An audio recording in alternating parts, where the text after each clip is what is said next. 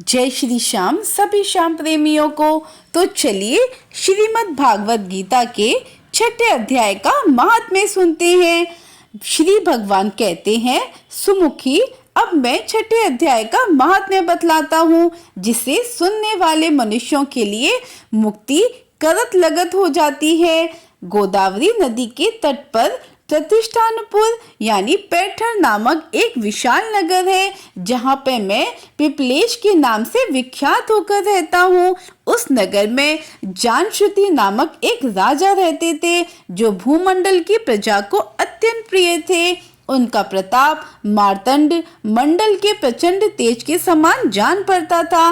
प्रतिदिन होने वाले उनके यज्ञ के धुएं से नंदन वन के कल्पवृक्ष इस प्रकार काले पड़ गए थे, मानो राजा की असाधारण दानशीलता देखकर वे लज्जित हो गए हो। उनके यज्ञ में प्राप्त पुरोडाश के रसास्वादन में सदा आसक्त होने के कारण देवता लोग कभी प्रतिष्ठानपुर को छोड़कर बाहर नहीं जाते थे। उनके दान के समय छोड़े हुए जल की धारा, प्रताप रूपी तेज और यज्ञ के धूमों से पुष्ट होकर मेघ ठीक समय पर वर्षा करते थे। उस राजा के शासन काल में इतियों यानी खेती में होने वाली 6 प्रकार के उपद्रवों के लिए कहीं थोड़ा भी स्थान नहीं मिलता था और अच्छी नीतियों का सर्वत्र प्रसार होता था। वे बावली, कुएं और पोखरे खुदवाने के बहाने मानो प्रतिदिन पृथ्वी के भीतर की निधियों का अवलोकन करते थे। एक समय राजा के दान, तप, यज्ञ और प्रजा पालन से संतुष्ट होकर स्वर्ग के देवता उन्हें वर देने के लिए आए। वे कमल नाल के समान उज्जवल हंसों का रूप धारण कर अपनी पंखें हिलाते हुए आकाश मार्ग से चलने लगे। बड़ी उतावली के साथ उड़ते हुए वे सभी हंस परस्पर बातचीत भी करते जाते थे। उनमें से भद्राक्ष आदि 2-3 हंस वेग से उड़कर आगे निकल गए। तब पीछे वाले हंसों ने आगे जाने वालों को संबोधित करके कहा, अरे भाई भद्राक्ष, तुम लोग वेग से चलकर आगे क्यों गए हो? यह मार्ग बड़ा दुर्गम है, इसमें हम सबको साथ मिलकर चलना चाहिए। क्या तुम्हें दिखाई नहीं देता? ये सामने ही पुण्य मूर्ति महाराज जानश्रुति का तेज पुंज अत्यंत स्पष्ट रूप से प्रकाशमान हो रहा है, अतः सावधान होकर चलना चाहिए। पीछे वाले हंसों के वचन सुनकर आगे वाले हंस हंस पड़े और उच्च स्वर से उनकी बातों की अवहेलना करते हुए बोले, अरे भाई, क्या इस राजा जानश्रुति का तेज ब्रह्मवादी महात्मा रैग के तेज से भी अधिक तीव्र है? हंसों की बात सुनकर राजा जानश्रुति अपने ऊंचे महल की छत से उतर गए और सुखपूर्वक आसन पर विराजमान हो अपने सारथी को बुलाकर बोला, जाओ महात्मा रैग को यहाँ ले आओ। राजा का यह अमृत के समान वचन सुनकर मह नामक सारथी प्रसन्नता प्रकट करता हुआ नगर से बाहर निकला। सबसे पहले उसने मुक्तिदायिनी काशीपुरी की यात्रा की, जहां जगत के स्वामी भगवान विष्णुनाथ मनुष्यों को उपदेश दिया करते हैं। उसके बाद वह गया क्षेत्र में पहुंचा, जहां प्रफुल्ल नेत्रों वाले भगवान गदाधर संपूर्ण लोकों का उद्धार करने के लिए निवास करते हैं। तदनंतर नाना तीर्थों में भ्रमण करता हुआ सारथी पाप नाशिनी मथुरापुरी में गया। यह भगवान श्री कृष्ण का आदि स्थान है, जो परम महान एवं मोक्ष प्रदान करने वाला है।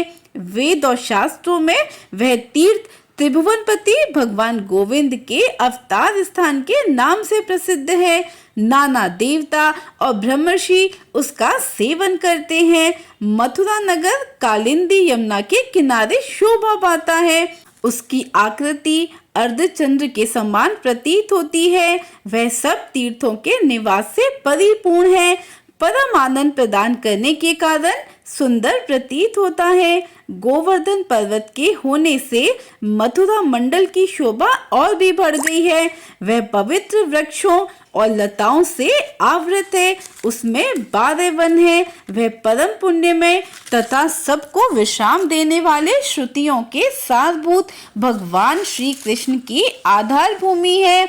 तत्पश्चात मथुरा से पश्चिम और उत्तर दिशा की ओर बहुत दूर तक जाने पर सारथी को कश्मीर नामक नगर दिखाई दिया, जहां शंख के सम्मान उज्जवल गगनचुंबी महलों की पंक्तियां भगवान शंकर के 28 की भांति शोभा पाती हैं, जहां ब्राह्मणों के शास्त्रीय आलाप सुनकर मुख मनुष्य भी सुंदर वाणी और पदों का उच्चारण करते हुए देवता के समान हो जाते हैं, जहां निरंतर होने वाले यज्ञ धूम से व्याप्त होने के कारण आकाश मंडल मेघों से धुलते रहने पे भी अपनी कालिमा नहीं छोड़ता, जहां उपाध्याय के पास आकर छात्र जन्मकालीन अभ्यास से ही संपूर्ण कलाएं स्वतः पढ़ लेते हैं, तथा जहां मणिकेश्वर नाम से प्रसिद्ध भगवान चंद्रशेखर देहधारियों को वरदान देने के लिए नित्य निवास करते हैं।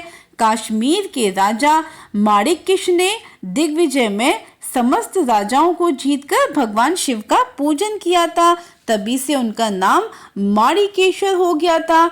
उन्हीं के मंदिर के दरवाजे पर महात्मा रैक एक छोटी सी गाड़ी पर बैठे अपने अंगों को खुजलाते हुए वृक्ष की छाया का सेवन कर रहे थे।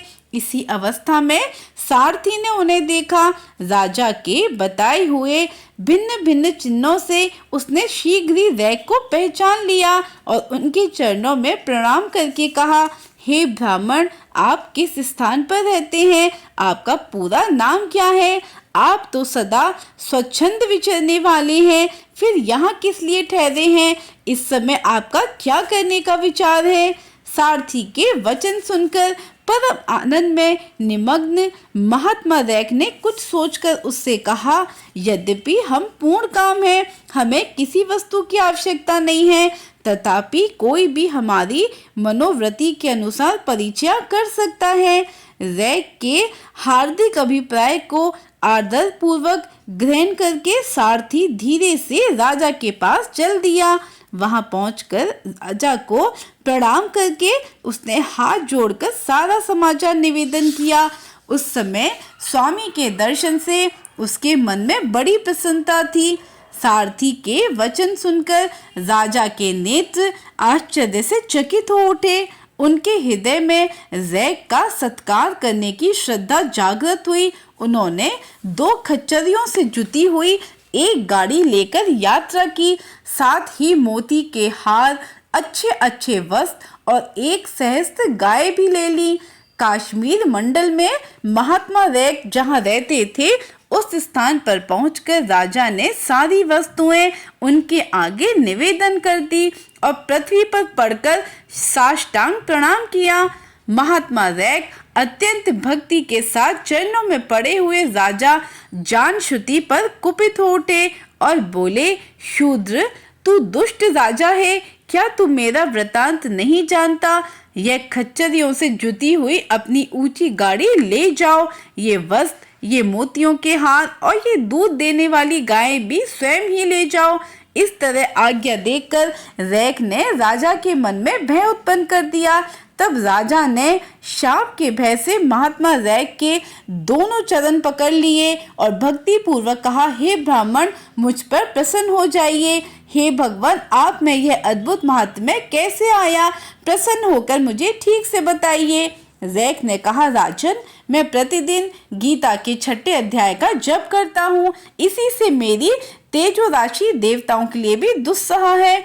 तदनंतर परम बुद्धिमान राजा जानश्रुति ने यत्न पूर्वक महात्मा रैक से गीता के 6ठे अध्याय का अभ्यास किया, इससे उन्हें मोक्ष की प्राप्ति हुई। इधर रैक भी भगवान मणिकेश्वर के समीप मोक्षदायक गीता के 6ठे अध्याय का जप करते हुए सुख से रहने लगे।